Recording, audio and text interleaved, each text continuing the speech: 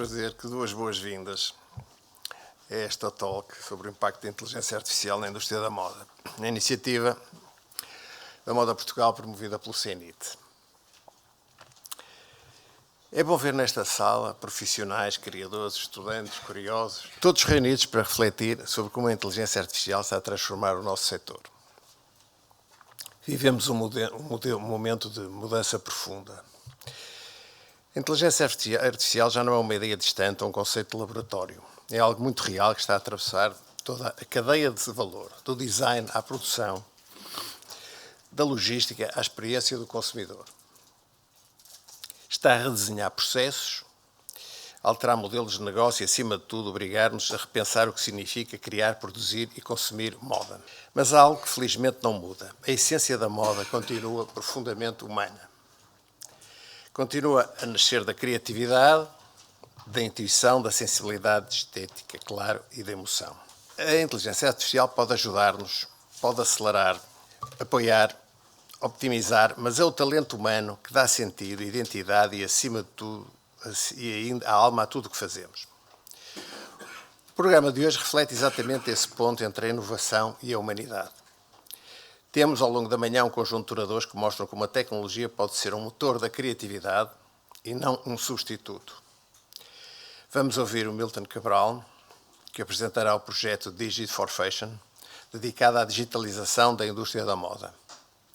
A Sofia Costa, que terá a perspectiva técnica da aplicação de IA no setor têxtil. A Susana Betancourt, que mostrará a inteligência artificial pode dialogar com o design autoral. E o Pedro Carido, que explorará a IA ao serviço da direção criativa. Encerraremos com uma mesa redonda, moderada pela Joana Campos Silva, para cruzar ideias, visões e experiência, porque o futuro constrói-se em diálogo. Permitam-me deixar-vos 3 ideias simples que talvez possam acompanhar as reflexões de hoje. Primeiro, a tecnologia é um meio, não um fim. A IA deve servir a criatividade, não substituí-la. É uma aliada que nos liberta tempo e energia para que possamos concentrar-nos no que é essencial, criar com propósito. Segundo, a sustentabilidade tem de estar no centro. A IA pode ajudar-nos a reduzir desperdícios, prever melhor procura e optimizar recursos. A inovação só faz sentido se for responsável, ética e transparente. E terceiro, o conhecimento é o nosso maior ativo. Esta transição digital exige aprendizagem, colaboração e abertura. Nenhuma tecnologia será verdadeiramente transformadora se não capacitar as pessoas que a utilizam. A Talk 11 é, por isso, um convite à reflexão e à ação. A inteligência artificial está a transformar a forma como desenhamos, produzimos e comunicamos a moda. Cabe-nos garantir que essa transformação é humana, criativa e sustentável. Que este encontro seja um espaço de inspiração e partilha, onde cada um de nós sai com novas ideias, novas parcerias e novas formas de pensar o futuro. Eu gosto sempre a Joana há bocado estava-me a falar nas marcas, gosto de dar alguns exemplos de marcas onde isto já está a ser aplicado com sucesso. Zara e H&M, marcas que dispensam apresentações, já estão a usar a IA para prever tendências para uma melhor gestão de estoques. Isto é algo que já faz parte da atividade normal das empresas. Nike e Adidas usam o design das sapatilhas e experiência personalizadas no e-commerce. Portanto, são medidas que já estão perfeitamente integradas no seu processo normal de trabalho. Stitch Fix é uma plataforma em que um algoritmo nos sugere roupas adaptadas a um estilo pessoal do cliente. Ou seja, já nos fornece isso. Uma mais de Fabricant, que é uma marca 100% digital, que cria roupas virtuais para os avatares e metaverso. Portanto, são empresas que estão já no seu dia-a-dia, já faz parte do seu processo normal de trabalho. Resta-me desejar uma manhã proveitosa e muito obrigado. Vamos então dar início à primeira apresentação. Chamo então o Milton Cabral, gestor e especialista em transição digital do CITEV. Olá, muito bom dia a todos. Fico muito feliz desde já pelo convite feito pelo CENIT para poder estar aqui presente para falar de um tema que é um tema que me acompanha nos últimos anos. A digitalização do setor, a inteligência artificial, naturalmente é o tema hoje que domina estas temáticas ligadas aos sistemas de informação. E naturalmente com todas as dúvidas que todos nós ainda temos, como tirarmos partido destas tecnologias no nosso setor. E por isso, sem grandes delongas sobre apresentar-vos aquilo que é o Digi4Fashion, mas gostava de vos dar essa nota. Portanto, o Digi4Fashion é um polo de inovação digital que surge aqui há uns 3 anos, sensivelmente, e no nosso caso, em Portugal, foram criados cerca de 17 hubs do género, sendo que o nosso é o único que é dedicado ao setor da moda.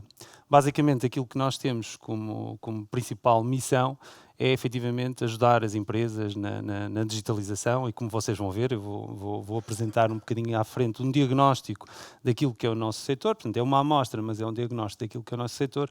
Há efetivamente muito trabalho aqui pela frente. Bem, o meu nome é Milton Cabral, como a Joana tinha referido. Eu estou a trabalhar no CITEV há relativamente pouco tempo, sensivelmente há 2 anos, mas na área dos sistemas de informação. Portanto, toda a minha carreira foi desenvolvida nesta área. Coordeno o polo de inovação e, além disso, portanto, colaboro precisamente no departamento de transição digital.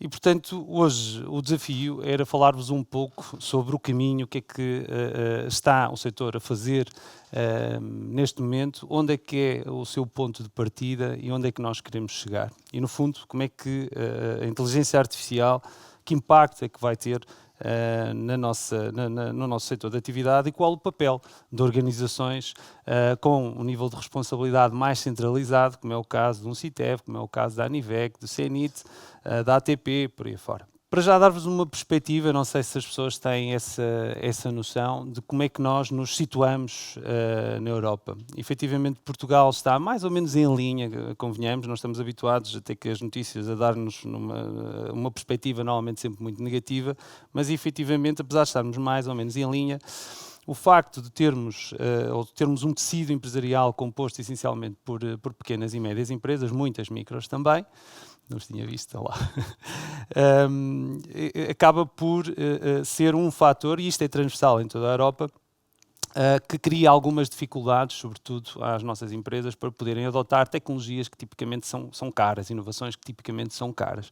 E, portanto, neste momento, o índice de digitalização das nossas empresas, o nível de maturidade, o nível de inovação tecnológica, nesta componente dos sistemas de informação, é efetivamente baixo. Portanto, há aqui espaço para muito trabalho, é necessário muito investimento também, mas é necessário mudar aqui, de facto, algumas variáveis. Vamos ver um bocadinho mais à frente. Onde é que nós, efetivamente, estamos melhor do que aquilo que são os nossos concorrentes ou as outras empresas a nível europeu? É curioso vermos que, apesar de, na maior parte das tecnologias ou nos componentes das tecnologias de informação, ao nível daquilo que é o principal sistema de informação, que é o ERP, que no fundo é o coração, é o gestor dos sistemas de informação de uma empresa, Portugal até não está efetivamente mal. E, curiosamente, ao nível da inteligência artificial também não. No entanto, eu deixo aqui uma ressalva. Curiosamente, ao nível da inteligência artificial, apesar do estudo indicar que Portugal até está acima da média europeia, na verdade, quando isto tudo foi feito, foi sensivelmente quando o ChatGPT começou, digamos, a rebentar por aí, e, portanto, podemos equacionar se utilizar ChatGPT no dia-a-dia, de facto, é uma utilização, porque pode ser profissional, mas efetivamente não é uma utilização daquelas que se pretende ter, ou que as empresas tenham, que fique só por aí, não é? Portanto, há um dado também muito curioso, é que quando inquiridos, a maior parte dos empreendedores diz-nos que reconhece, portanto 85% das empresas reconhecem que, de facto, o desenvolvimento está muito dependente da adoção de novas tecnologias. Curiosamente também, mais de metade não compreende desses mesmos empreendedores não compreende como é que pode utilizar essas mesmas tecnologias em benefício da sua própria organização. Portanto, o que acaba por ser um contrassenso. Por um lado, nós acreditamos que precisamos de tecnologias para inovar, para crescer. Por outro lado, não nos preocupamos efetivamente em compreender como é que essas tecnologias podem apoiar a nossa organização. É um bocadinho contrassenso. E aqui entramos num tema até quase de natureza cultural, não é? Ainda na altura da Motíssimo, antes de ter passado a Moda Única, aproveitamos e fizemos um inquérito às empresas que estavam presentes na feira. Portanto, no fundo é uma amostra, e já agora o CNIT está, e aproveito e deixo o desafio também, está a liderar um projeto muito interessante no âmbito da agenda mobilizadora, do TechSpact, que é, no fundo, fazer um levantamento muito mais profundo sobre o estado da digitalização das nossas organizações. Mas enquanto não temos um estudo verdadeiramente profundo, fizemos este aqui, sensivelmente eram cerca de 60 empresas, e apesar de tudo é uma amostra, já é uma amostra significativa, embora não seja oficial, digamos assim, mas deu para percebermos mais ou menos como é que está o estado da digitalização das nossas empresas. E vemos que mais de 70% das empresas não têm uma estratégia formal. Portanto, elas vão se digitalizando, mas efetivamente fazem de forma muito ad hoc, não é? sem ter um plano por trás. Não é? Vemos que mais de 90%, isto é um dado muito preocupante, não recolhe dados de forma automática, portanto a informação que é produzida muitas vezes é manual e amorosa, o que dificulta, por exemplo, a tomada de decisões. Mais de 50% das empresas não dá formação em competências digitais aos seus colaboradores. Apenas 30% hoje têm uma forma de lidar com os seus clientes profissional, digitalizada, portanto adotando ferramentas de CRM, apenas 30%, que já não é mau. Eu até acho que a realidade, à medida que vou visitando empresas, é até um bocadinho mais grave do que esta. Quase 90% das empresas também não tomam decisões suportadas nos dados que produzem, em indicadores externos que impactem na sua atividade. Isto sim é grave. Nós estamos a viver períodos de muita instabilidade. Basta perceber o que está a acontecer nos Estados Unidos, basta perceber o que está a acontecer com as guerras, a própria inflação, o impacto nas cadeias de valor, de abastecimento. Portanto, de facto, acaba por ser aqui um contrassenso, num período de tanta instabilidade, não tomarmos decisões com base, efetivamente, em dados. Vemos também que a maior parte das empresas ignora por completo a segurança e a privacidade dos seus dados, e hoje nós sabemos que os ataques não acontecem só às grandes empresas, portanto, mesmo as pequenas, médias empresas, mesmo nós, enquanto indivíduos, estamos hoje sujeitos a ataques que visam a privacidade dos nossos dados, a privacidade dos dados dos nossos clientes. Portanto, são inúmeros já os casos que vão aparecendo hoje também na comunicação social. Já do ponto de vista da sustentabilidade, nota-se que há uma evolução, também fruto do tema ter tido uma atenção, ou tem tido uma atenção muito mediática no nosso setor, e, portanto, grande parte das nossas empresas hoje têm a sustentabilidade no cerne da sua atividade e, portanto, adotam práticas efetivamente sustentáveis, ou procuram, pelo menos, e anunciam essas práticas sustentáveis. O passaporte digital, que será uma realidade nos próximos anos, ainda não tem sido um fator efetivamente de preocupação, portanto poucas empresas estão hoje de forma consciente a implementar medidas para virem a adotar esta regulamentação europeia. E depois aquilo que é um dado que eu acho efetivamente preocupante, é que a maior parte das empresas ainda não utiliza inteligência artificial de uma forma profissional, intrínseca dentro da organização, e mais de metade não acreditam no impacto que a inteligência artificial terá na sua organização. Este dado é muito preocupante. Tudo bem que este inquérito tem 1 ano e qualquer coisa, e de 1 ano e qualquer coisa nestas áreas já mudou muito. Eu acredito que hoje este gráfico não seria tão vermelho, mas a verdade é que há 1 ano e tal, 1 ano e meio sensivelmente, nem tanto, mais de metade das nossas empresas estavam completamente desatentas àquilo que estava a passar, àquilo que se está a passar. Portanto, quando uma empresa acha que a inteligência artificial não vai ter impacto na sua atividade, significa que não está a olhar para ela, significa que outros concorrentes, que os seus concorrentes provavelmente estão a olhar, e, portanto, acho que todos nós conseguimos imaginar se, de facto, esta situação se perpetuasse, o que poderá vir a acontecer a uma organização que, de facto,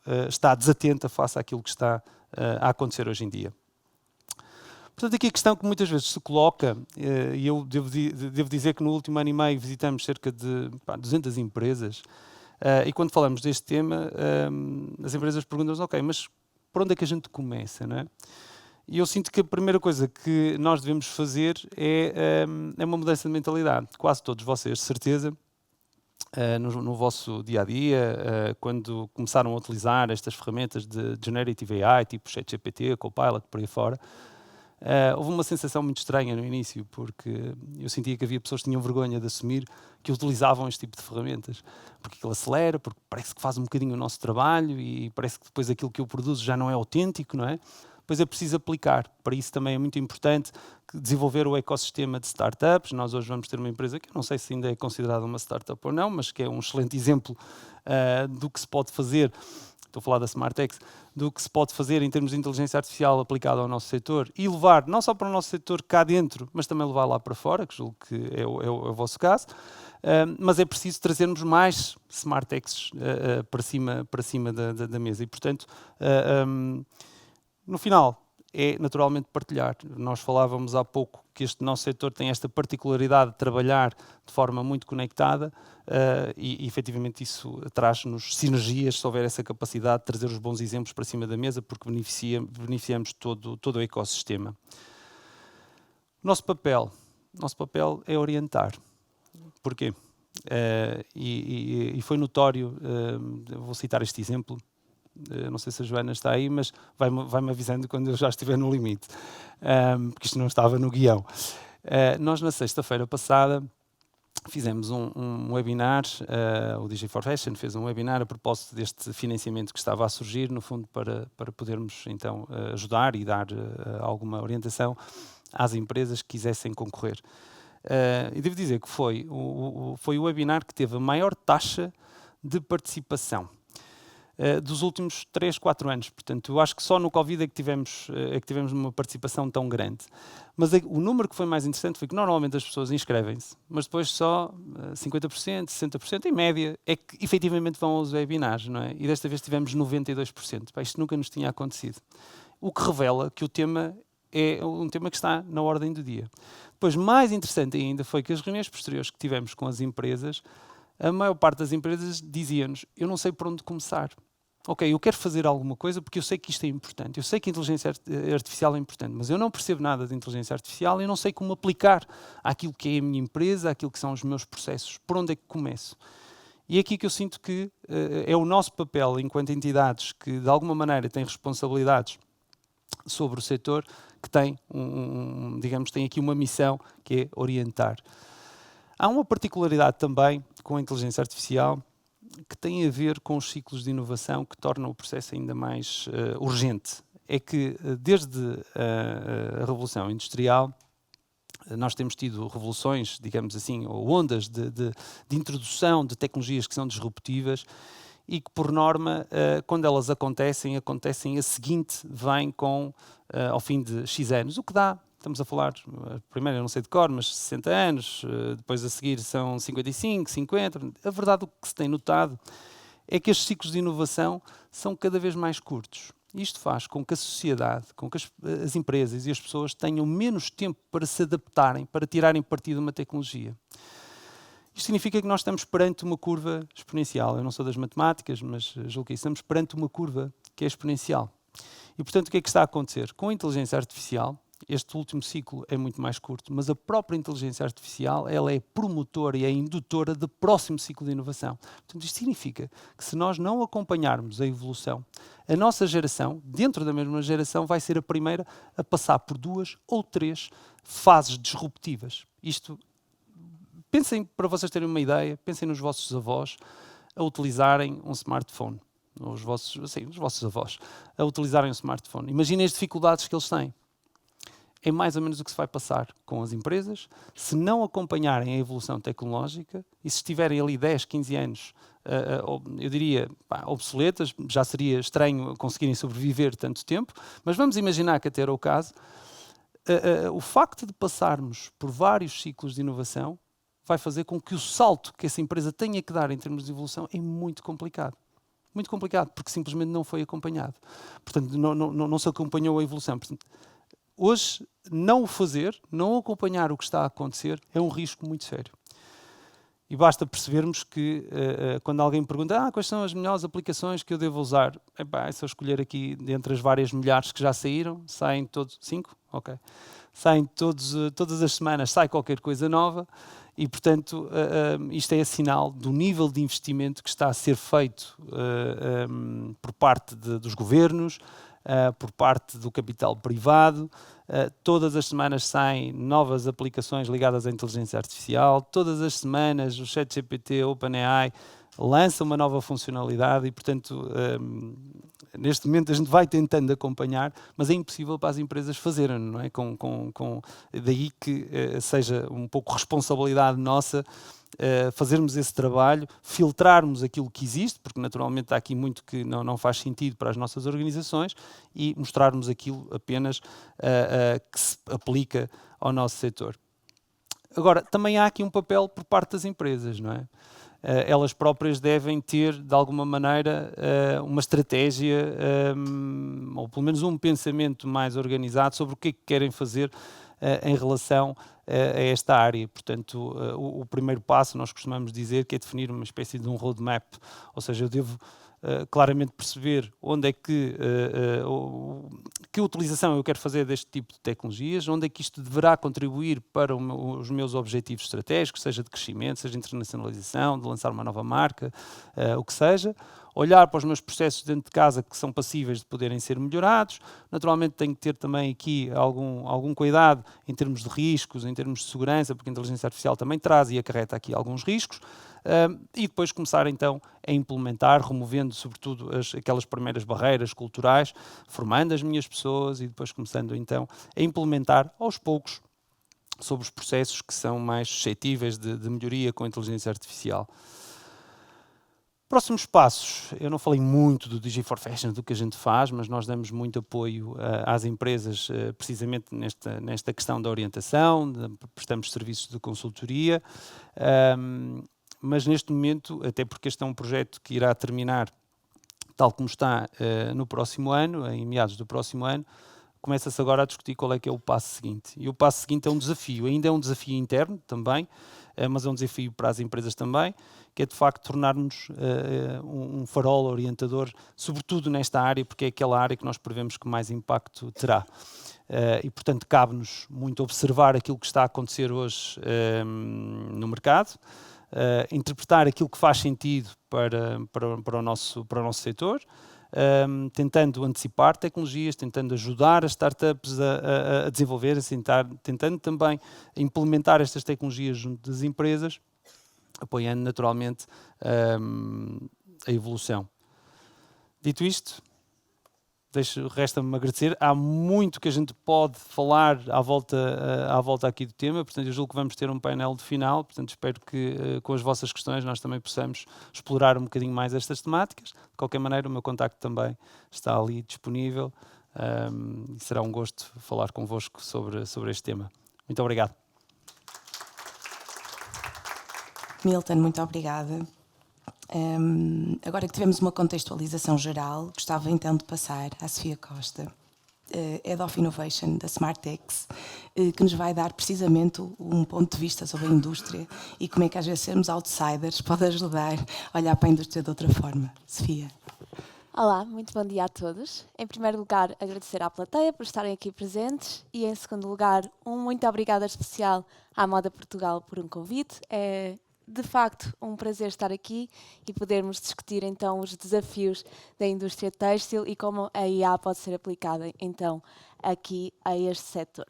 Então, eu chamo-me Sofia Costa, sou Head of Innovation da Smartex, que é uma startup portuguesa nascida aqui no Porto e que basicamente foca-se precisamente na aplicabilidade da AI na produtividade, eficiência e sustentabilidade da indústria têxtil.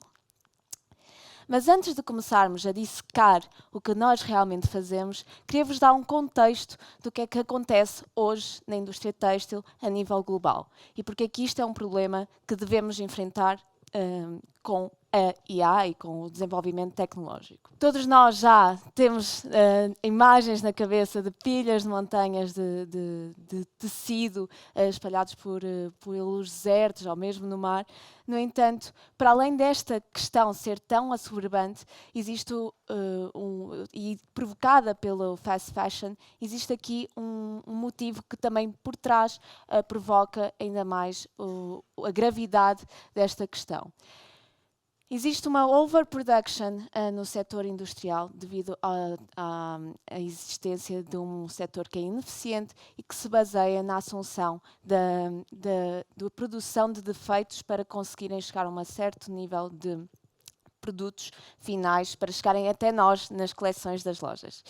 E por isso, isto representa mais de 100 bilhões de têxteis e peças manufaturadas por ano que vão acabar no lixo, a serem desperdiçadas ou incineradas, mais de 1 trilhão de litros de água que é gasta para produzir estes mesmos defeitos, mais de 10 bilhões de quilos de CO2 emitidos e mais de 100 bilhões de quilowatts de energia gastos, precisamente, mais uma vez, para produzir tecidos que vão acabar no lixo e nem sequer vão chegar até às lojas que nós frequentamos. E, portanto, porque é que nós nos focamos precisamente na produção de tecido? Primeiramente, a produção de tecido é a fase produtiva mais poluente quando estamos a falar de uma peça de roupa. Então, não será o trabalho dos nossos colaboradores em fábrica ou nas marcas, não será a logística e não será as peças e acessórios associadas a uma peça de roupa, mas sim a produção em fábrica, que representa precisamente mais de 40% do custo de uma peça, de uma simples t-shirt que provavelmente todos temos no nosso guarda-roupa.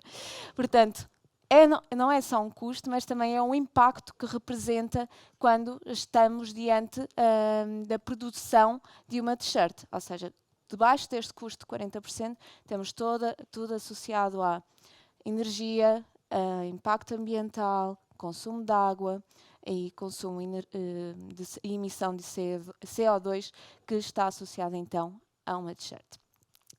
E, portanto, por isso mesmo, aqui olhamos para a indústria e reparamos que que é uma indústria muito segmentada, muito dissecada, que todos os que estão aqui e que já entraram numa fábrica têxtil vão perceber que são muito especializadas. Temos fábricas para tinturaria, fábricas para râmula, fábricas para corte, finalização, fábricas para a produção de malha e que isso provoca um desfazamento de informação, ou seja, não existe aqui a comunicação entre as várias fases de valor.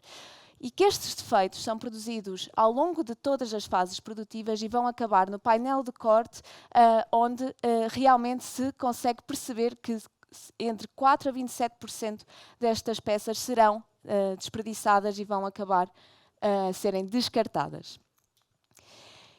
E a grande questão que nos deparamos aqui na SmartX é porque é que isto ainda não foi resolucionado até ao momento, não é? A SmartX tem mais de 7 anos, nós já começámos a pensar nisto já há algum tempo e, portanto, a grande questão é se existe este problema, se acarreta custos operacionais para as empresas, se acarreta impacto ambiental e se provoca margens menores e custos operacionais maiores, porque é que ninguém olhou para este problema e continuamos aqui a produzir com base na ineficiência e na assunção que defeitos podem existir. Precisamente, e como o Milton muito bem explicou, estamos perante uma indústria que já passou por várias revoluções, que se tem tentado modernizar, mas que até ao momento, a nível de digitalização, continuam com as mesmas práticas baseadas em fraca produtividade de dados e muito pouco digitalizado. Ou seja, se entrarmos numa fábrica, vamos encontrar vários operadores a inspecionar manualmente os tecidos e com defeitos milimetricamente invisíveis ao olho humano, que não conseguimos perceber, horas a fio a olhar para os painéis. A indústria ainda é muito baseada em papel e caneta, ou seja, para partilhar dados com as outras fases da cadeia de valor torna-se ainda mais difícil e, portanto, temos aqui um desfazamento total desde a produção de fio até chegar às coleções das marcas. Eis que surge a SmartX. A SmartX nasce então deste ímpeto para solucionar e resolucionar aqui numa missão de sustentabilidade, numa missão de eficiência, numa missão de modernidade, com vista a aplicar a AI precisamente à produção de tecido. Aqui vemos o nosso sistema, e se repararmos temos ali as nossas câmaras, são câmaras capacitadas para tirar 3 fotografias muito rápido e olhar para o tecido, diretamente acopladas então na produção de malhas ou de tecido em tiares planos. Aqui vemos um tiar circular, que tem como então objetivo, sempre que passa um defeito pelas nossas câmaras, através de 3 fotografias muito rápidas, com base em infravermelho, luz UV e luz rasante, conseguimos identificar se existe defeito ou não. Em tempo real, se existir a probabilidade de algum defeito, a máquina para e evita que o defeito contagie o resto do rolo. Em efeitos muito práticos, ao invés de termos um rolo completamente contaminado e descartado, no pior dos cenários, obviamente, temos no melhor dos cenários 2 metros de defeito que são em que a máquina é parada, o defeito é identificado e pode ser resolucionado. Mesmo que não seja resolucionado, pelo menos encontra-se identificado no digital roll do rolo e conseguimos então otimizar as próximas fases subsequentes da cadeia de valor. Como tal, e precisamente nós somos uma startup que se foca então na capacitação através da digitalização, temos a nossa barra de câmaras que é acoplada, por exemplo, aqui a um tiar circular, que vai se movendo à medida que o tecido é produzido. Temos também, para capacitar a operação em fábrica, o tablet, ou seja, damos para as mãos o poder ao operador para visualizar o que é que está acontecendo na produção, para entender os thresholds de sensibilidade, para adaptar também consoante ao rolo, consoante à ordem de encomenda, para visualizar se realmente aconteceu um defeito ou não. E a nossa plataforma, que mais uma vez é uma representação real do chão de fábrica e que dá poder, a capacidade aos gestores de fábrica, operadores, top management, para entrarem nessa plataforma e verificarem horas de produção, defeitos produzidos, o porquê, o digital twin de cada rolo, quando é que foi produzido o defeito, associado a que máquina, associado a que hora, a que turno. Ou seja, basicamente estamos aqui a falar da digitalização completa da produção associada, claro, à produção de tecido. E a título de exemplo, gostaria de vos mostrar aqui algumas fotografias precisamente deste tipo de defeitos. Quando estes defeitos são produzidos, muitas vezes na operação não conseguimos identificar. No entanto, e como muitos de vós conhecem, a indústria têxtil é feita por vários processos químicos e físicos. E esses processos químicos e físicos vão, muitas vezes, maximizar estes defeitos e tornar o tecido totalmente descartável. Por exemplo, se estivermos em fábrica a olhar para o tecido numa máquina de revista, provavelmente nós, que não estamos com o olho treinado, não iríamos conseguir identificar algum destes defeitos, como, por exemplo, uma linha mais grossa, ou mesmo esta linha de elastano, ou esta agulha. São defeitos tão milimetricamente difíceis de entender que olhar todos os dias para estes rolos torna-se basicamente um trabalho desgastante e ineficiente, ter um operador a fazer isto. A nossa proposta é precisamente termos a nossa máquina, o sistema da SmartX, a identificar que através do algoritmo de Machine Learning, que é o centro e o cérebro da nossa operação, consegue identificar cada defeito associado à produção e, por isso mesmo, antecipar.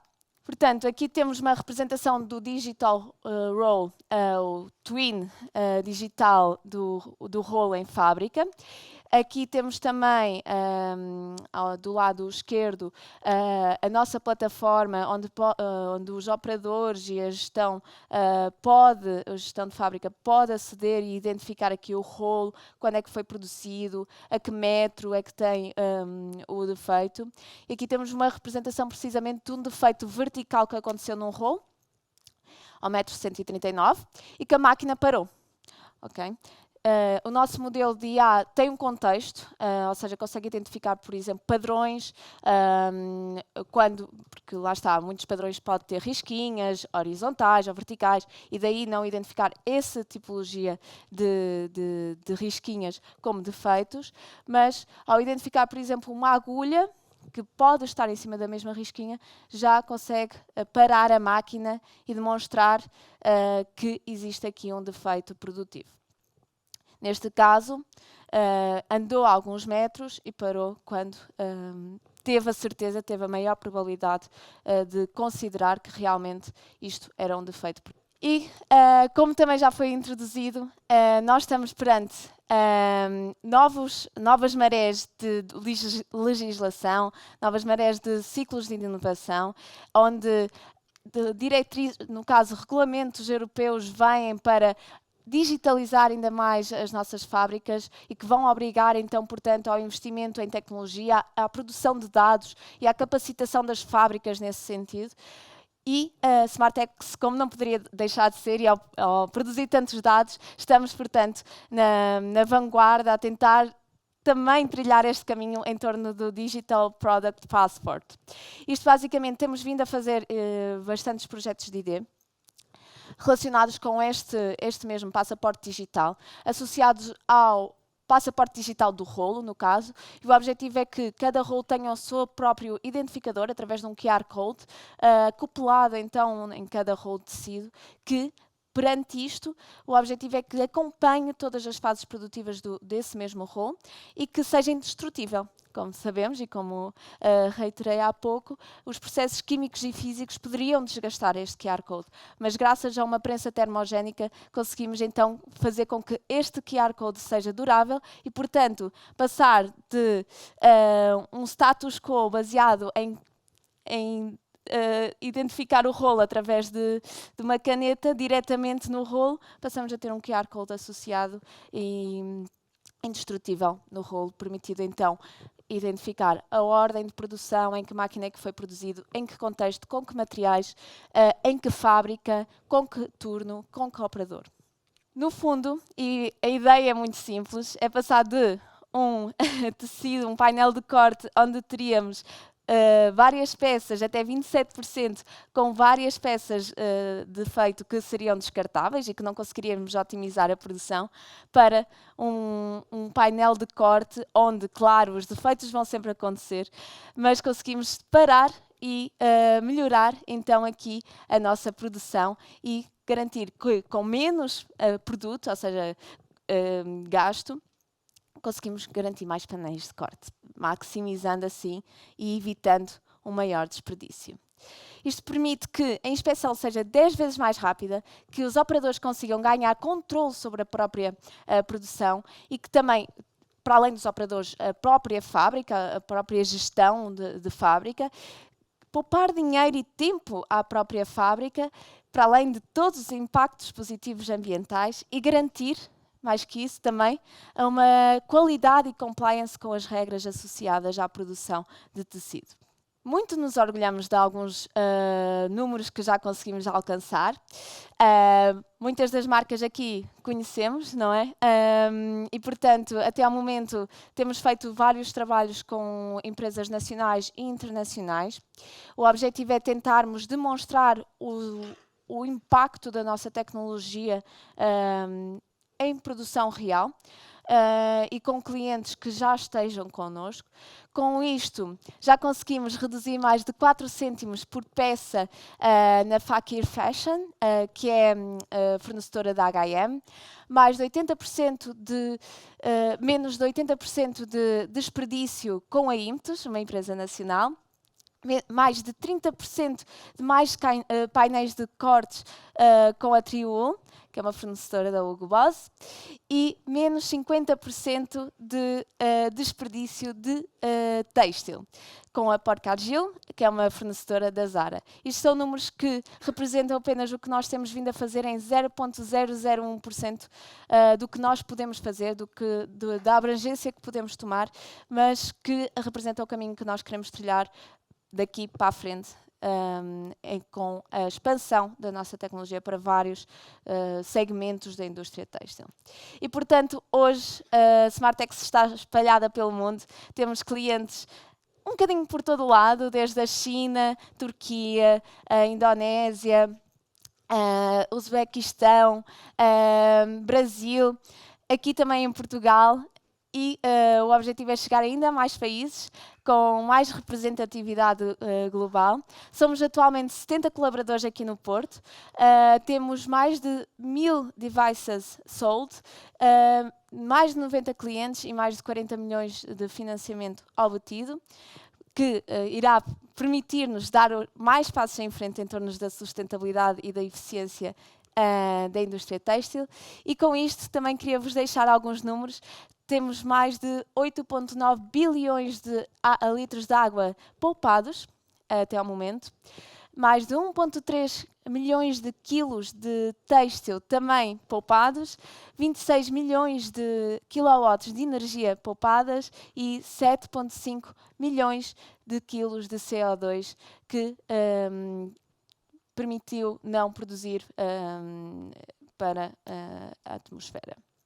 Temos aqui também alguns dos nossos investidores, como a H&M, Apparel Impact Institute e o Fashion for Good, e muitos outros também têm vindo a juntar-se a nós.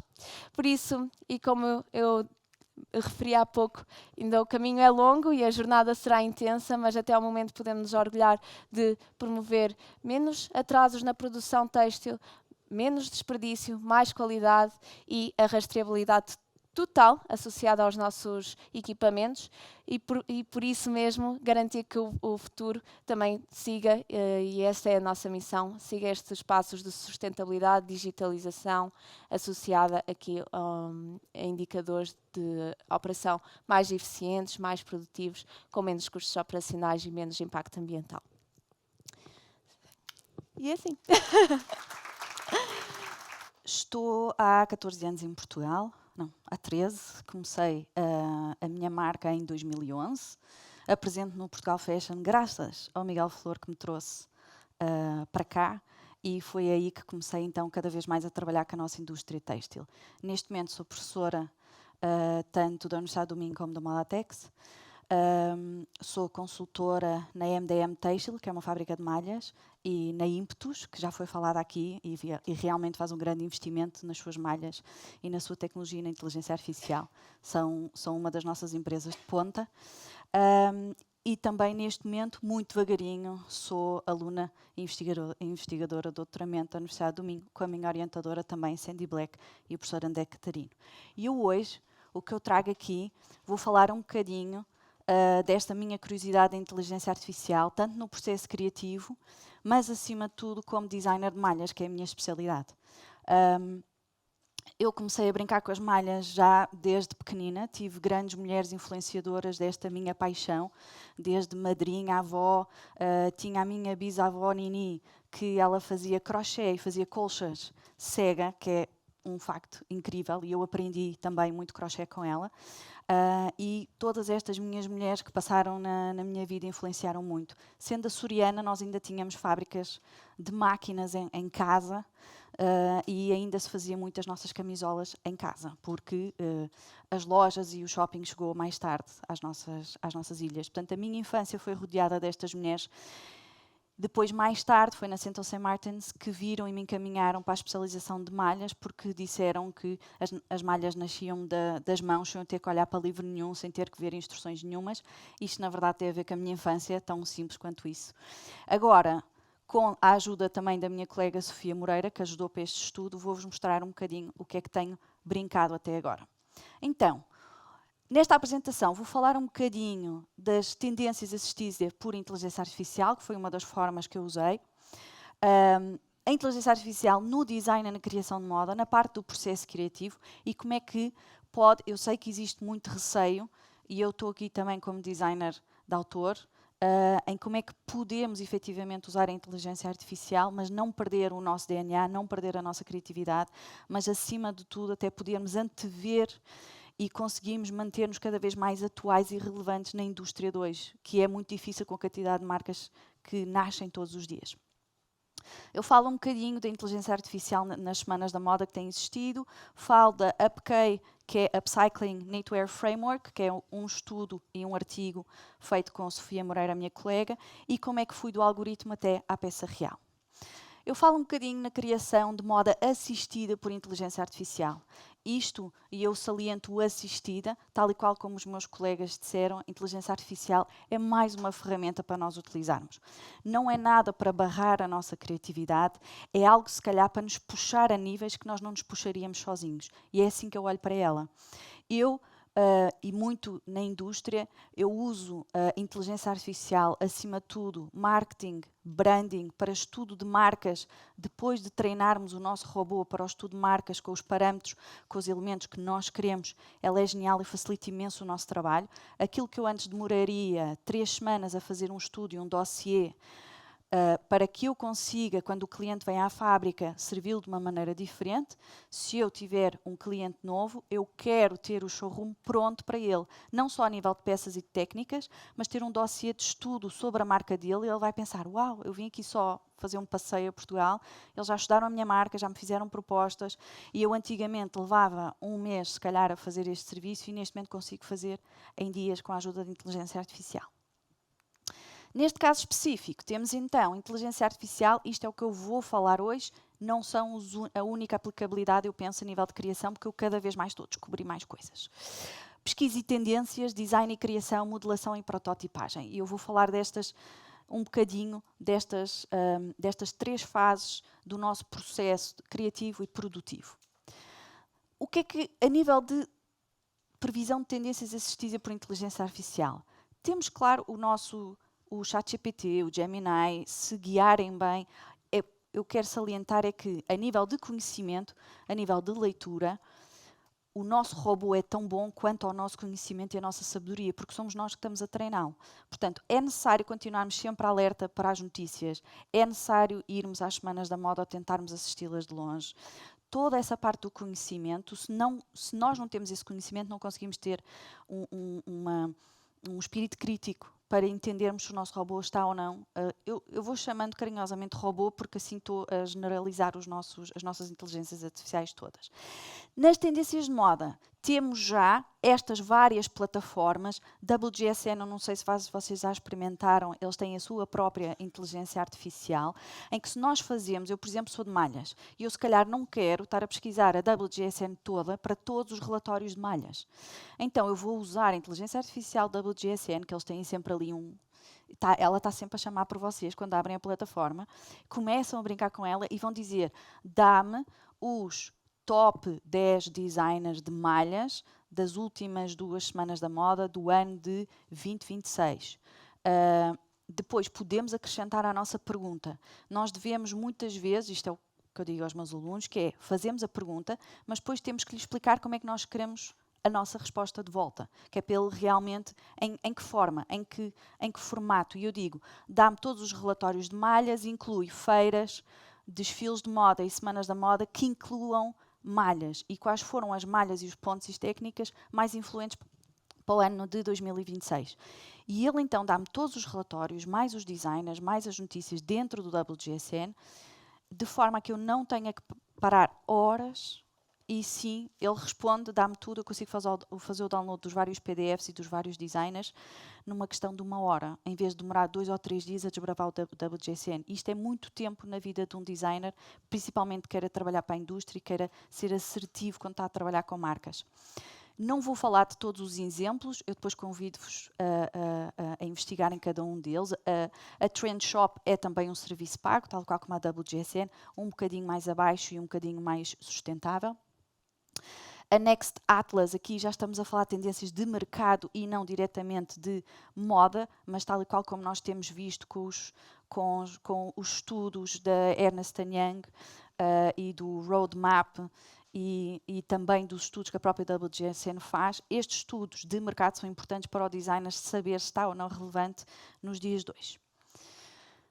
Depois, pensamos, ok, eu quero saber as 10 tendências principais das semanas da moda. A WGSN também nos faz isto, mas temos a Bad Rich Tech, que na verdade nos lê a semana da moda com números. É uma coisa que a WGSN já faz, mas vai-nos fazer o relatório após as coisas acontecerem. Neste caso, à medida que nós vamos perguntando, eles vão nos dizendo. Neste momento, eu brinquei quando era gratuito, neste momento já é pago também, mas efetivamente acaba por nos ajudar a ler as semanas da moda e neste momento, por exemplo, Paris são quase 10 dias. Estamos a falar de 15 a 20 designers por dia. São muitos desfiles para ver. Se conseguirmos encurtar o nosso tempo a nível de pesquisa, pelo menos para nós, não é? Designers, empresas criativas, equipa de marketing, todos nós podemos poupar os nossos dias nesta pesquisa. Depois, já aqui o CITEF falou de todas as aplicações e estão sempre a nascer todos os dias várias aplicações para nós podermos utilizar. Eu estou aqui a falar apenas de algumas e alguns exemplos. Por exemplo, uma das vantagens que posso dizer no Adobe Firefly, que para mim, designers, com o Adobe Photoshop, muitas vezes para a apresentação, rapidamente mudo o fundo das minhas bonecas, consigo-lhes dar uma dinâmica completamente diferente. E neste caso da Adobe, nós temos autorização e aquilo vem de uma base de dados que nós sabemos que somos autorizados a utilizar para designers e para fazer gráficos que depois vão ser comercializados. A minha recomendação é que a Adobe Firefly nos pode ser, o Illustrator também nos ajuda neste momento muito para gráficos e a Adobe acaba por nos proteger a nível dos direitos de autor daquela base de dados.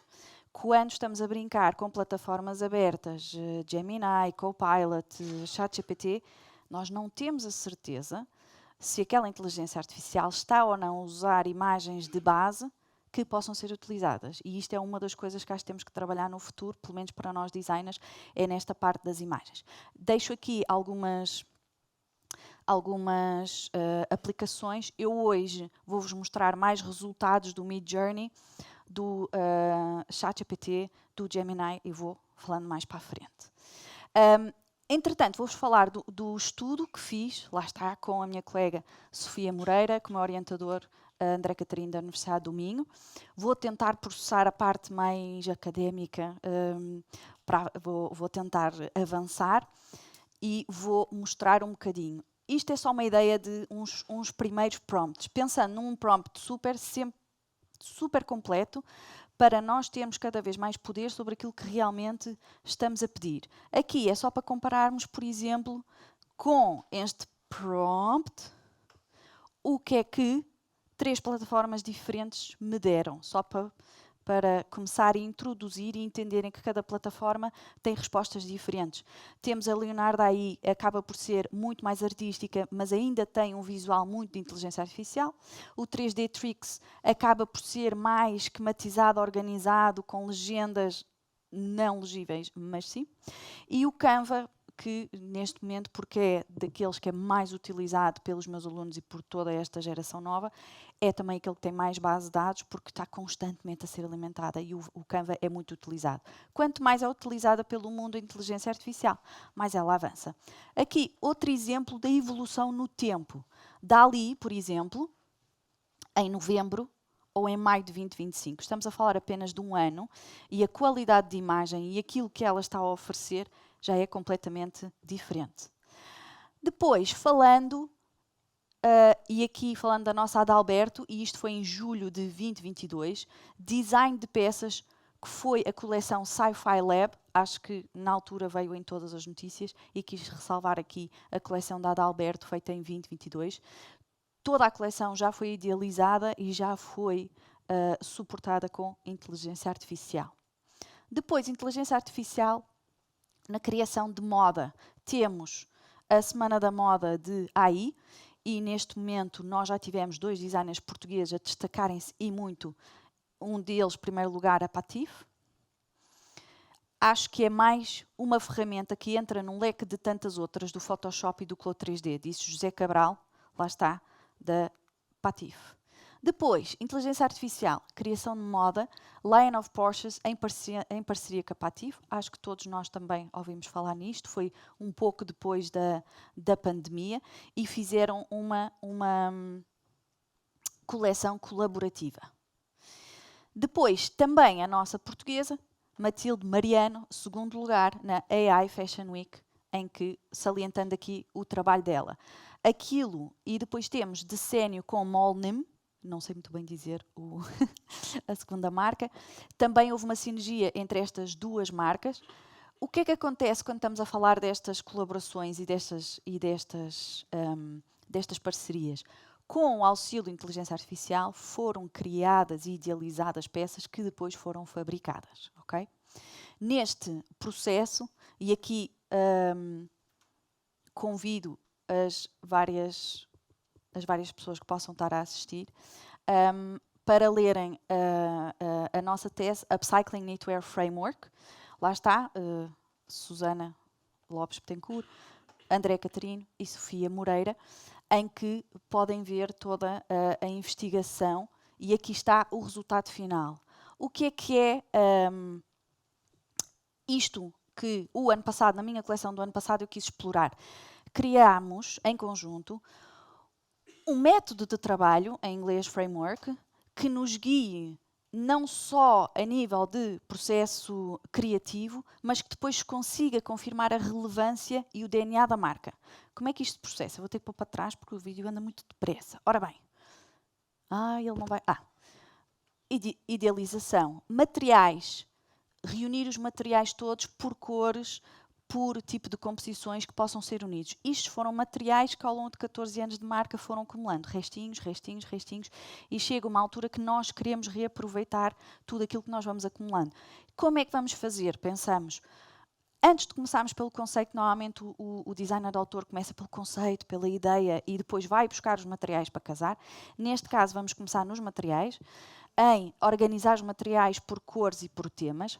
Depois começamos a explorar a superfície, neste caso eu começo sempre pela superfície, pela exploração da técnica e depois é que passo para a forma, trabalho desta forma porque assim foi treinada como designer de malhas.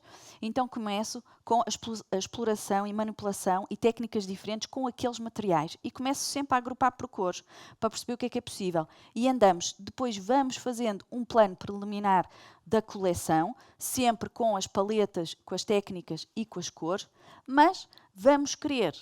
Depois, o que é que nós vamos confirmando? E pelas setas podem ver, conseguimos sempre voltar para trás. Vamos reavaliar se o brand DNA, se a identidade da marca está ou não a ser respeitada e vamos tentar perceber, para mim como autor, vou fazer depois de ter idealizado a coleção e vou confirmando para fazer alguns tweaks. Não vou fazer antes. Depois então de fazer esta confirmação, de andarmos para trás e para a frente e fazer alguns toques na nossa coleção, então passamos para a finalização e a criação de protótipos, tendo em conta as várias fases da nossa criação e manipulação de superfícies. Okay?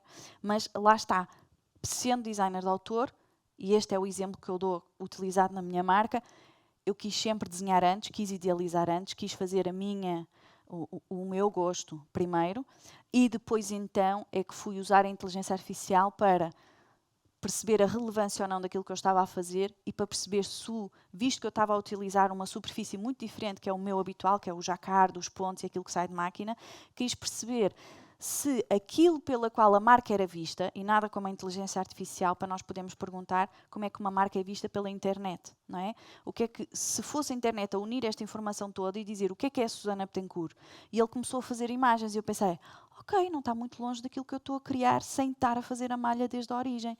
Então a Susana Betancourt é mais, não é, do que só aquilo que eu penso que é os jacquards, as cores, as bolinhas. Pelos vistos, a identidade é mais do que isso, então eu posso explorar mais. E isto acaba por nos dar coragem, se calhar, de podermos explorar outros caminhos. Aqui acabou por ser um bocadinho do resultado final. Eu tentei deixar aqui um bocadinho, não de forma cromática, mas as várias técnicas utilizadas. Depois, na indústria, fazemos dossiês. Aqui foi uma proposta para a Zadig & Voltaire. Estudamos a marca, fazemos o estudo do brand DNA da marca. Com esse estudo, com a ajuda ou do Gemini ou com o ChatGPT, conseguimos ganhar os prompts e as palavras-chave de como pedir à inteligência artificial o que é que nós queremos, mas depois ele idealiza uma malha que tem que ser feita na vida real. E este vídeo, como vocês puderam ver, e o próximo também, ele fica mais lento quando tem vídeos, peço desculpa. Por exemplo, aqui temos uma nova proposta de inteligência artificial. Dá para perceber que é inteligência artificial, mas depois existe a mestria humana depois disto, para transformar isto numa peça que realmente se transforme numa peça real. Portanto, a mestria humana não pode ser aniquilada deste processo, ainda, não é? Se calhar vamos ter um dia em que eu vou de inteligência artificial, eu vou ter um programa que me vai ler os pontos. Eu devo salientar que só para chegar a estes pontos de malhas e para o meu robô entender os vários pontos, eu levei se calhar um ano só a mandar uma imagem e dizer que esta imagem era o ponto X. A mandar outra imagem a dizer que era um ponto de arroz. Aqui eram as flutuações, aqui eram as franjas. Porque ele tem que associar o meu pedido a uma imagem do que é o objetivo que eu estou a pedir dele. E depois é que ele começa a fundir tudo. Não é? E agora sim ele já começa a entender malhas e eu já lhe começo a pedir ajus, petinete, e ele já me começa a dar vários cables, onde é que eu estou a ter dificuldade, que ainda não estou a conseguir ajustar. Jogo grosso e jogo fino. Ainda, se estou a fazer jogos finos na minha malha, ele vai por esse caminho. Eu demoro depois a levá-lo, por exemplo, umas malhas mais grossas. E depois, eu estou quase a terminar, aqui já envolve 3D e envolve programação de malhas. Inteligência artificial. E depois, eu, programadora, designer, vou ao Stall Create, vou começar a programar os meus pontinhos. Antes disso, tirei os moldes do Claude 3D. Portanto, já veio com os meus moldezinhos dentro das medidas. Na altura, simulei no Claude 3D com uma malha mais grossa que o Claude tinha, porque o Claude ainda não me dá ele a nível de malhas, e posso salientar que um dos computadores começou a arder e pifou, porque o Claude e malhas, eles não gostam, aquilo ainda é muito esforço para o computador, mas estamos quase lá. E depois de programar, depois de fazer os moldes com o Claude, perceber que a medida era aquela, vou para o Stall Create, vou desenhar a minha superfície com o fio. Já existe na parte da cima, por exemplo, o Yarn Bank, em que nós temos já a maioria dos fios do mundo, todas no Yarn Bank. Nós escolhemos o fio e ele já nos dá a simulação do fio que nós estamos a escolher, de um catálogo gigante que é incrível.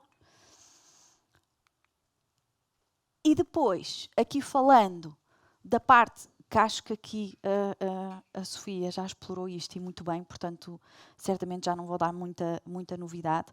Mas a simulação 3D, perguntam-me se este trabalho todo e esta aprendizagem na parte da simulação, a nível de malhas, uma peça de tricô é um dos elementos e uma das peças da indústria têxtil mais complexas de se fazer. Porque não estamos a fazer um rolo de malha e depois a cortar e a ajustar um molde. Se nós mudamos o molde, o programa muda. Se eu mudo o fio de branco para preto, porque eles encolhem de maneira diferente, basta mudar o tingimento, o meu programa muda. Portanto, sempre que o cliente diz, eu quero só mudar para vermelho, o tricô não é assim, porque o fio que está a entrar na máquina é o fio que me está a sair depois na máquina. Isto se fizermos fully fashion ou whole garment, não é? Que é a grande vantagem do tricô, é o fio que entra na máquina ser o fio que depois sai na peça.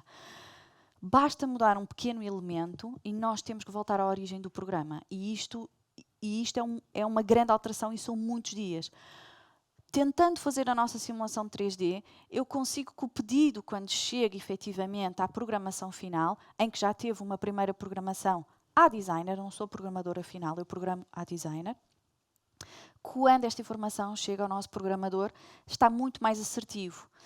O que nós sentimos, não tenho dados, ainda não fizemos inquéritos, gostava muito que essa fosse a minha fase seguinte, depois do meu próprio estudo, que é, sentimos que em vez de fazermos 6 amostras do mesmo modelo para fecharmos uma, já fazemos 3, 4. E isto se calhar não parece nada a nível de amostras, mas aquele programador e aquela máquina para 2 ou 3 dias para poder fazer aquela amostra e para ajustar aquilo tudo outra vez. Isto é muito dinheiro, uma máquina parar em um programador ou outra vez a começar o protótipo. Se reduzirmos de 6 para 4, isto já é imenso numa fábrica de tricotagem. Na personalização baseada de dados, Podemos ter a integração de medidas reais recolhidas porque fazemos o 3D, passamos, ou seja, a nível, pelo menos no tricô, temos graves problemas de modelação. É uma das partes da indústria têxtil que se calhar não tem modelista interna, porque os programadores acabam sempre por começar o modelo pelas medidas que o cliente envia, mas às vezes as medidas não casam com o fit e com a idealização que o cliente tem. Eu consigo prever esse problema antes e consigo talvez recomendar ao cliente antes sequer de chegar ao programador. E lá está, na redução de amostras físicas, que é esse o grande objetivo. Como é que interrompemos então? Se olharmos para este processo, temos desenho, modelação, corte, costura, protótipo e peça final. Se fizermos o simulação em 3D, jurto virtual, corte e costura, podemos, em algum dos casos, reduzir o número de peças e o processo. É apenas uma idealização, estamos a lutar, neste caso, para isso, e sentimos que, pelo menos a nível de comunicação com os clientes, isso te ajuda. A nível de comunicação, a nível do cliente se sentir especial, porque nós fizemos um estudo sobre ele, conseguimos nos destacar. Aqui deixo o trabalho, neste caso, para entendermos os ajustes que são possíveis fazer ainda na idealização do 3D e como é que, por exemplo, na Inputs é uma coisa muito utilizada, mesmo com o private label e com as várias marcas que eles produzem, porque consegue-se antever e os clientes neste momento já exigem ver em 3D antes de passarmos para a produção. E pronto, agradeço, muito obrigada pela vossa paciência. Bem, acho que já estamos aqui super inspirados, portanto vamos entrar já na próxima e última apresentação do Pedro Caride, diretor criativo da Provocação. Pedro. Olá, bom dia. Agradeço o convite. Eu estava ali a pensar que a Joana desconhece aquele ditado que o melhor se guarda para o fim. Portanto, não me teria colocado aqui, teria colocado qualquer uma das outras três. Isto sem baixar muitas expectativas. O que eu vos trago aqui é algo muito, muito simples, muito relaxado. Assente em casos práticos de como a inteligência artificial alterou o meu processo criativo e a minha forma de trabalhar, o meu dia-a-dia nos últimos 3 anos, sensivelmente. Eu faço direção criativa, portanto, eu respondo, quando sou solicitado por marcas ou empresas ou indústria, a trazer soluções criativas que respondam a um briefing, que pode estar ali assente em estratégia de diferenciação, uma estratégia comercial, simplesmente uma estratégia de comunicação. Pode ser eventos, podem ser montras, podem ser espaços comerciais, showrooms, stands e, na vertente de moda, campanhas de imagem. Foi por aí que comecei, quase por obrigação, meti-me numa alhada e a forma de eu resolver na altura foi precisamente isso. Portanto, faço vídeos de moda, produções de moda, para campanhas, gerar imagens, gerar conteúdos que depois as marcas usam para divulgar e usar na sua comunicação sazonal.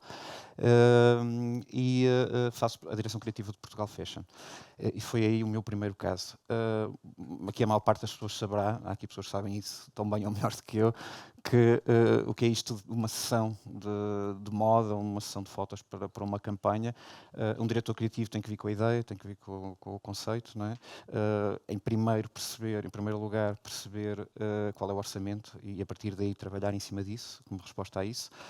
E nós aí percebemos logo se temos direito a um dia de shooting, 2 dias de shooting, se vamos ficar pelo Porto, se podemos ir até ao Algarve e no Porto, se vamos ter que ficar num estúdio ou ir a outro sítio qualquer. Estes sítios, estes modelos que usamos são mais ou menos os mesmos, já toda a gente os viu, porque regra geral não há orçamento para ter muitos modelos estrangeiros. Pronto, tudo isto são dificuldades e depois, para lá disso, depois da ideia, há que montar a equipa, há que ter a parte de cabeleireira, a parte de maquilhagem, a parte de styling e tudo isso é um desafio.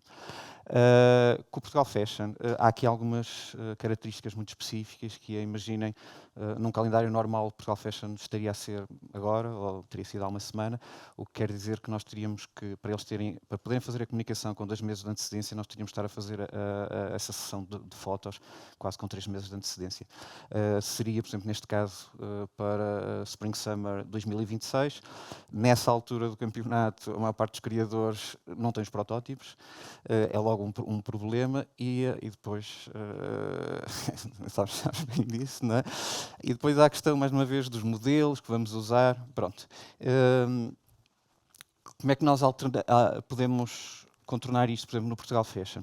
Há ainda o caso que podemos usar imagens de edições anteriores, mas perdemos o direito ao uso das faces, não podemos usar, os direitos não estão pagos para se estender a campanha por outros anos, e então muitas vezes temos que recorrer a coisas deste género, imagens que já são campanhas anteriores, e esta aqui fazia sentido porque era a edição número 50, ou, por exemplo, também fez sentido quando o Portugal Fashion decidiu sair da alfândega e passar a fazer desfiles em vários sítios da cidade, e pegamos em peças e fomos às cidades fotografar.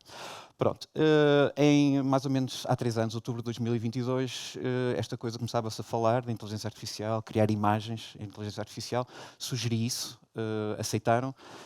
Fiz um primeiro contacto com dois fotógrafos franceses, residentes não em Portugal, em França. O orçamento era extremamente caro, estávamos muito atrasados no timing, não havia grande margem para voltar atrás, pesquisar uma ideia, apresentá-la. E eu não tive outro remédio senão meter as mãos na massa e começar a trabalhar com inteligência artificial. A informação era escassa, fiz aquilo que faço normalmente no meu processo criativo, que é analisar melhores práticas de mercado, ver referências que me possam ajudar. Identifiquei ali alguns casos de fotógrafos, artistas, de que aquilo que eles estavam a ter me agradava bastante. Havia muita coisa que eu não gostava, outras achei que eram bastante úteis. E percebi que o melhor caso, aquele que eu pelo menos mais gostava e que eu achava que mais se adequava àquilo que eu pretendia, ele estava a usar o DALL-E, que a Susana já falou. E a minha primeira experiência com o DALL-E foi isto. Foi qualquer coisa de muito mal. Portanto, era qualquer coisa do género moda, Semana da Moda, Porto, isto é, referência do DALL-E para as traseiras da Câmara Municipal, e penteados anos 90, e saiu-me isto, e fiquei ali um bocadinho frustrado, ansioso, não é? Porque afinal de contas, aquele resultado que eu via e que depois cruzava com outras referências que, não gostando tanto, apercebi-me também que usavam o DALL-E, e o DALL-E simplesmente ele não me entendia. Muito aflito, torna a pesquisar, começava-se a falar do Midjourney e apercebi-me que esta é a primeira imagem que eu saco no Midjourney. Prompts idênticos, penteados anos 90. O que é que eu aprendi aqui? Aprendi que eu muitas vezes falo dele, ele. Para mim é um colaborador, ele, não é? É um colega. Hoje em dia é um colega. Que a sensibilidade para entender, a sensibilidade do Midjourney para entender aquilo que eu lhe estava a pedir era de longe superior. Portanto, tecnicamente pode ser inferior ao DALL-E, ou na altura poderia ser inferior ao DALL-E, mas a sensibilidade que ele tinha para as referências que eu lhe estava a dar, eu dava referências de desfiles internacionais, da época tal, do ano tal, da peça tal, ele tinha muito mais sensibilidade para me ouvir e para me trazer aquilo que eu queria do que o DALL-E. Eu estou-vos a mostrar 3 imagens das primeiras 6. Isto foi um sábado de manhã, ao final da manhã, eu toda a manhã com o DALL-E, e depois era para aí meio-dia, comecei com o Midjourney, e aquela meia hora, eu como diretor criativo, foi tipo um admirável mundo novo. Há muitos anos que não sentia isto, eu vi o futuro, e eu sentia-me um menino com um brinquedo novo, que nunca tinha sonhado, não é? Porque de repente todo aquele processo e vem o stylist e não é bem aquilo, e vem o maquilhador e não é bem aquilo, e muitas vezes o resultado final também não era bem aquilo, pelas questões normais, não é? De repente aqui isto era fantástico, não é? Porque era eu a desbundar com um brinquedo novo, e para quem é criativo nada melhor, não é? E era ali imediato. Eu podia estar a fazer na Lua, eu podia estar a fazer em Tóquio, com modelos que ninguém tem, que nunca ninguém viu, não é? E isto é fantástico. Como é que isto se aplicou ao Portugal Fashion? É uma semana de moda. É uma semana de moda com cerca de 40 desfiles. Cada desfile tem o seu target, tem o seu tipo de cliente, atrai o seu tipo de público, que é diferente. Portanto, a campanha era inspirada naquelas coisas que na semana de moda, street style photography, de semana de moda, e isto representava um desfile, o público de um desfile, a saída do desfile. Isto representava um outro desfile e uma outra marca cuja identidade e o target não tem nada a ver com a anterior. Um outro exemplo de uma outra marca. Coisas que eu fui aprendendo em termos de criativos. o defeito e o erro, que é uma coisa fantástica, porque há uma ignorância da parte dele de montar peças, ou nesta altura, não é? Imagina, havia mãos com 6 dedos, havia gestos de agarrar uma lente fotográfica e a mão não parava de girar e era dedos e dedos. Pronto. E muitas vezes nós, gera uma primeira imagem, pode haver ali coisas que não gostamos e nós pedimos variações. E ele esquecia-se de coisas. E era fantástico, porque de repente havia, e vamos ver isso, um cabelo comprido e eu peço-lhe uma variação e aquele cabelo fica ali, mas já está incorporado na peça. Passa a ser parte da peça. Peças que são investíveis, não há possibilidade de as vestir. E tudo isto é, para quem é criativo e não quer ver aquilo como um erro, pode perfeitamente identificar, uau, isto realmente está aqui qualquer coisa, não é? Este lado naif é muito interessante, porque é o lado também de uma criança, não é? Tudo é possível. Outro exemplo de um suposto outro desfile. Vejam como, por exemplo, aqui alguns ficou uma corrente, não é? Ou esta corrente, quer dizer, siga, não é? Poderia ser, porque não, não é? Um outro desfile. O que é que aconteceu aqui? Só, antes de passarmos aqui, aquilo que normalmente é uma entrega, um output de 12 imagens, 20 imagens num dia, pela primeira vez o Portugal Fashion não usou todas as imagens que lhes demos. Eu dei cerca de 100 imagens e podia ter dado muitas mais. Havia um desafio que, quando começamos isto, perguntavam-me como é que eu ia resolver e eu não sabia, que era a questão do vídeo. Na altura estávamos em 2022, isto foi novembro de 2022, eu não sabia como é que ia fazer o vídeo, mas a necessidade aguçou o engenho, não é? E a criatividade está cá para isso também. Nós, ao gerar uma imagem e pedir variações, ele dá-me essas tais variações, não é? E pegamos nessas imagens e fizemos uma espécie de GIF. Outra coisa que a inteligência artificial aqui assumiu um papel tão preponderante e foi de forma tão assumida que a própria parte do design gráfico foi beber à forma como isto era gerado. Na altura, o Midjourney ainda não existia como site, tudo aquilo era gerado numa plataforma que é o Discord, que eu não sei se conhecem, que é uma espécie de uma rede social um bocado estranha, aquilo é assim muito confuso.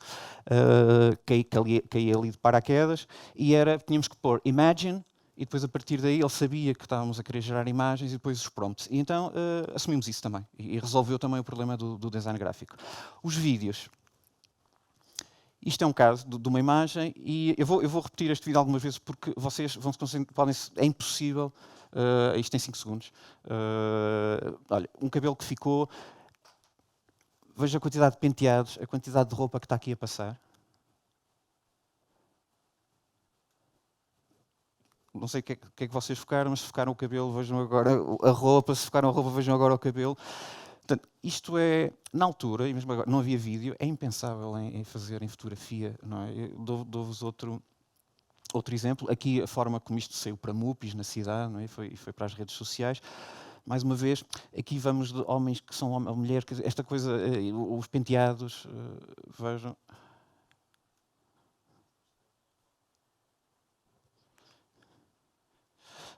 Isto que só mais tarde eu percebi que foi de uma imagem anterior, foi um óculo que ficou lá, uns óculos de sol que ficaram lá e de repente aquilo é um piercing.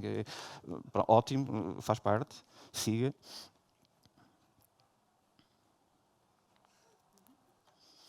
Pronto, a partir daqui, as marcas com que eu trabalho, numa base regular, pediram-me para aplicar isto. E a forma mais rápida foi as marcas de calçado. E começamos a partir daqui, isto foi em 2023, campanha de inverno para a Fly London.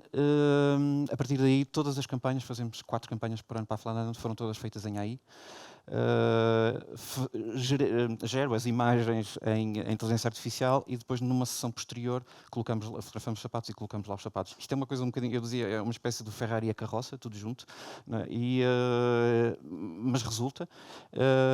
E depois tem uma série de vantagens. Conseguimos entregar mais imagens, conseguimos fazer uma coisa que é, por exemplo, no caso da Fly London, é uma marca que tem 30 anos, cresceu. Houve uma série de clientes que envelheceram com a marca, mas também há a captação de clientes novos. E quando temos uma sessão de fotos com uma modelo ou 2 modelos, nunca conseguimos abranger o target todo. Isso é uma dificuldade sempre, que muitas vezes está colocada do lado de lá, porque o cliente tem que escolher uma modelo, muitas vezes segue a tendência, tem que ser mais nova, mas afinal 90% dos clientes até são mais velhos, mas é assim que se comunica. Pronto. E nós aqui resolvemos esse problema com... Para já, temos a falar de uma marca que tem muitos modelos e uma quantidade enorme de SKUs, tem das coisas mais simples e mais clássicas às coisas um bocadinho mais exuberantes. Portanto, quem compra estes sapatos provavelmente não tem nada a ver com aquela, o styling desta mulher e desta cliente não tem nada a ver com aquela. Ótimo, isso possibilitou-nos corrigir isso. Em termos de targets, em termos de raças, conseguimos ir a todo lado. Isto foi logo a primeira campanha. E depois explorar um bocadinho a identidade da marca de uma forma que, em termos de produção, no dia-a-dia é muito difícil. Do género explorar, o símbolo é a mosca, portanto, por que não explorar a mosca? Eu mostro só 2 imagens, nós entregamos sempre 20 e tal imagens, não é? Ok, a questão da mosca, o inseto, a Fly tem sempre por um lado e da bizarria, e aqui foi buscar isto também. Ou, por exemplo, no ano em que celebrou os 30 anos de aniversário de criação da marca, da Fly London, voltar aos anos 90, e fomos buscar ambientes dos anos 90, que é muito difícil, porque nós tivemos 20 e tal ambientes diferentes. Pronto. Ou então, por exemplo, um parque de diversões, Fly London, não é? Onde a mosca está lá e as diversões são a mosca. Outra marca, onde o ADN, a identidade da marca, não é? Já é diferente, muito mais colorida, tons pastel, algo divertido, tem a ver com os sapatos que são extremamente flexíveis, brincamos sempre com balões, bolas insufláveis. Um caso, uma cidade que era 20 e tal imagens, onde eram em cidades que eram completamente feitas com insufláveis. Ou, por exemplo, isto. No ano passado, para a altura mais ou menos para esta altura, desafiaram-nos, a Fly London celebrou os 30 anos e desafiou-nos para fazer um vídeo. E tivemos uma dificuldade que é um vídeo de 30 anos, algo mais ou menos institucional, e não havia vídeos antigos, não havia quase nada, nem sequer havia quase fotografias. Eles nascem e em 95, 94, e durante os primeiros anos faziam uma imagem por estação. E, aliás, no primeiro ano acho que era uma imagem, no segundo uma imagem para o ano inteiro e depois uma imagem por estação. É muito pouco. E não havia vídeos, não. Havia muitas entrevistas ao Sr. Fortunato, que é o dono da empresa, não, que não era isso que se queria para aqui. Tínhamos um timing muito apertado, tínhamos cerca de 3 semanas para fazer isto. Não havia footage, não havia imagens. O que é que nós fizemos? Fomos buscar algumas fotografias das primeiras campanhas. Havia aquela, não sei se lembram de uma revista que era... Eu lembro de chegar ao Porto e ver a DIF, não sei se lembram da DIF, e ser impactado por algumas imagens da Fly, porque eram bizarras. Eram rapazes cheios de papos na cara e nos braços. Essa imagem vai aparecer aqui. Portanto, tínhamos 4 ou 5 imagens que dava para animar. Tínhamos 2 ou 3 filmagens já feitas por nós de um behind the scenes, de uma sessão de fotos. Tudo o resto que vão ver, eu vou-vos mostrar o vídeo, é 1 minuto e pouco, é 100% AI. 100% AI. O timing era muito curto e eu percebi logo que o vídeo estava numa fase inicial. A probabilidade de termos imagens boas, corretas, era quase nenhuma. Portanto, incorporar o erro, incorporar a bizarria. O erro faz parte do processo criativo, faz parte da marca. Okay? E vão ver aqui coisas estranhas, então siga, e isso reduziu-nos muito, otimizou-nos, porque às vezes, se calhar, para ter uma imagem boa, tínhamos que gerar para aí 20 ou 30, aproveitamos muito mais. Nasce do copy, Don't Walk Fly é o slogan. Aqui o Fly brinca com a ideia de mosca, mas de voar também, este double meaning, não é? Este duplo sentido. Portanto, o copy não foi criado por aí, foi feito por nós. Brinca muito com este duplo sentido do que é a mosca e todo o universo de mosca e de voar. E incorporou a mosca por todo o vídeo, contou uma história, e a banda sonora é real, não foi feita, foi feita por um ser real. Pronto, e mais alto um bocadinho. 1994. The apartheid ends. The Channel Tunnel opens. Todas estas imagens The são first aí. pizza is 90 e sold tal % aí. online. Kurt Cobain dies, and genetically modified tomatoes become available for the first time. The world was really flying by the seat of its pants. A time for dreamers, for sparks to fly, and to fly in the face of conformity. It's only natural that Fly London was born, hatched out of a need to disrupt, innovate, and be the fly in the milk, with irreverent designs that have been keeping feet looking fly for 30 years. As time flew by, Fly London has metamorphosed, bringing its own eccentric and unique way of life to the world, playing with conventions and delivering an uncompromising style that turns traditional techniques upside down. This is no fly in amber though, creating a buzz worldwide with its inimitable shoe lines and idiosyncratic accessories, sold in 57 countries across 3,000 stores.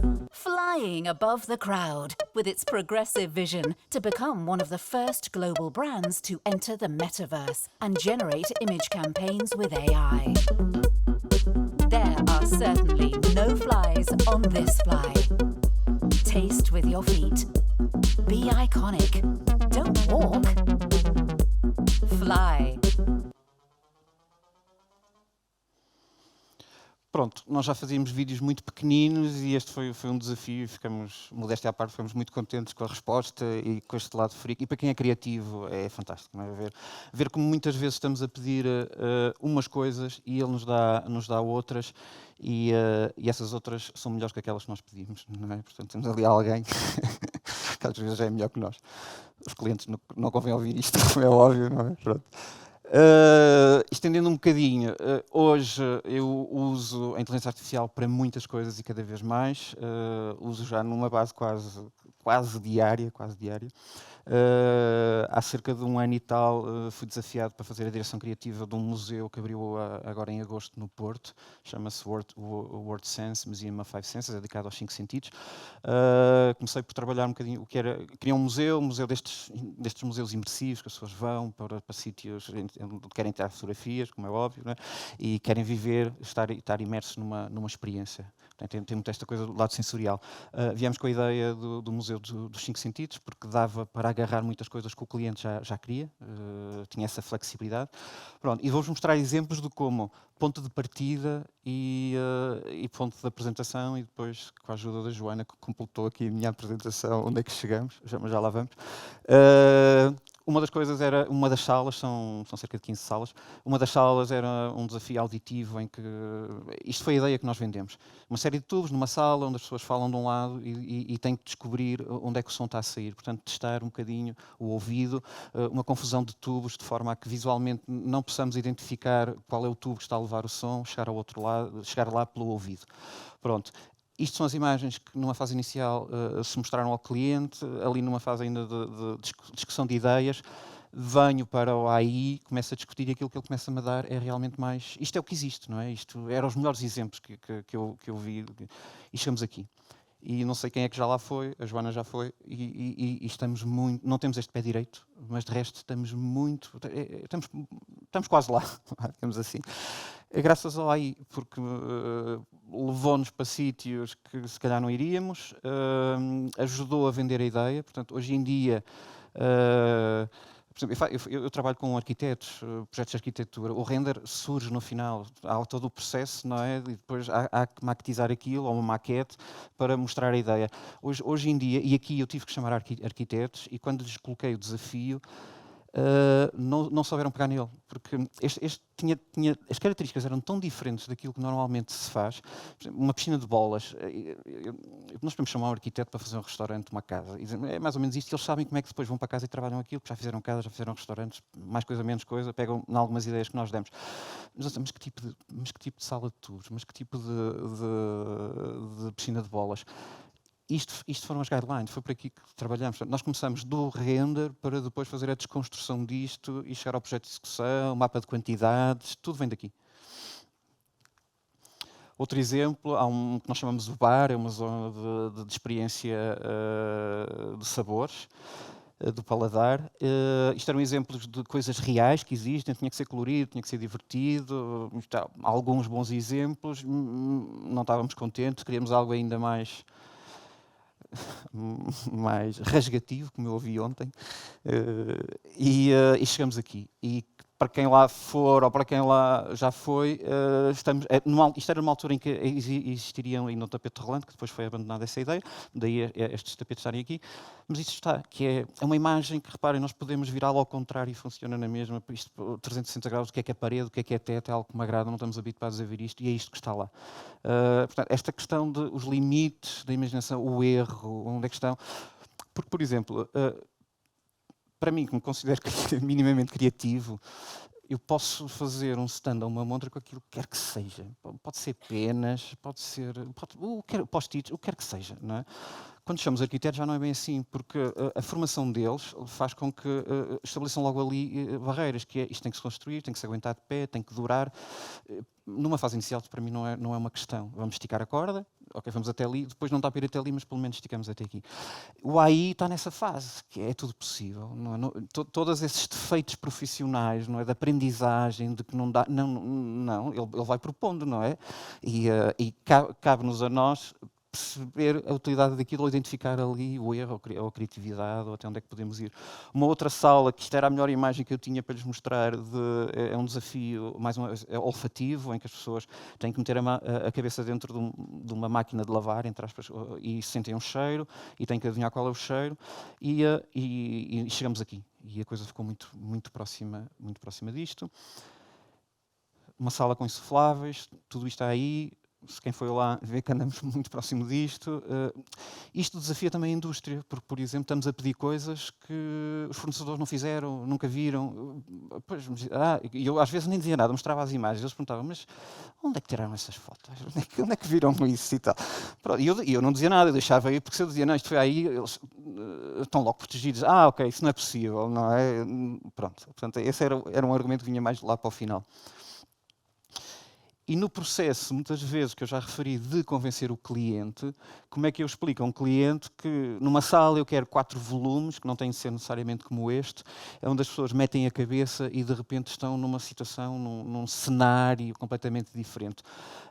A ideia era difícil de explicar, o AI ajudou-me. Portanto, num temos uma cozinha, noutro temos uma piscina, em que as pessoas entram pelas boias, noutro temos um jardim em que as pessoas estão a meter a cabeça e é um vaso, e temos um outro que é um WC. Mesmo em termos de estética e tudo, isto seguiu uma série de cores. E isto, graças à Joana, que já foi lá, que está ali, tirou as fotografias da sala de tubos. Isto em casa de Ferreira Espeto de Pau. Eu vivi dentro daquela obra durante 8 meses e acho que fiquei tão cansado. Nem fotos tenho daquilo. Pronto, apresentáveis. E a Joana viu a minha apresentação e disse, onde é que está a Joana? Está ali. E disse, olha, então eu vou colocar. Ótimo, portanto temos aqui, olha, está ali, a sair de uma frigideira. Pronto, muito rapidamente, muito relaxadamente. Está bem para mostrar um bocadinho como é que isto mudou.